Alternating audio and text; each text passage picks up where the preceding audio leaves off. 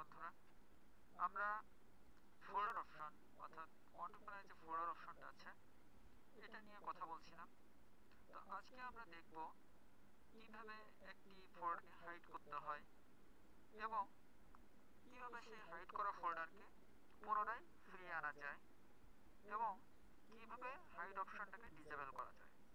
তো folder hide আমাদের যে কাজে লাগে সেটা হলো, আমরা যদি আমাদের প্রয়োজনীয় একটি ফোল্ডারকে জনসাধারণের দৃষ্টিগোচরের বাইরে রাখতে চাই, অর্থাৎ আমি আমার একটা ড্রাইভে আমার কিছু ইম্পর্টেন্ট ফাইল রাখছি এবং আমি চাই সেই ফোল্ডার যাতে কেউ না দেখুক, সেক্ষেত্রে আমরা হাইড ফোল্ডার অপশনটি ব্যবহার করে থাকি।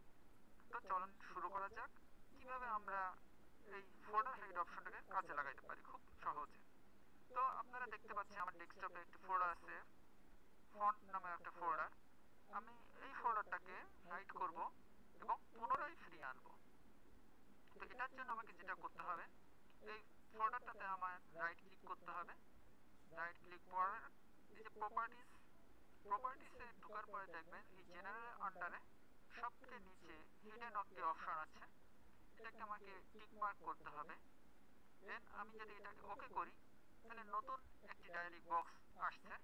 তো এখানে আমাকে দুইটা অপশন দেখাচ্ছে যে apply changes to this folder only, অর্থাৎ শুধুমাত্র কি আমি ফোল্ডারটাকে হাইড করতে চাই, এবং দ্বিতীয় অপশন আছে apply changes to this folder and sub folders and files, অর্থাৎ এই ফোল্ডার এবং এই ফোল্ডারের অভ্যন্তরে যত ফাইল আছে সবগুলোকে কিভাবে হাইড করা যায়।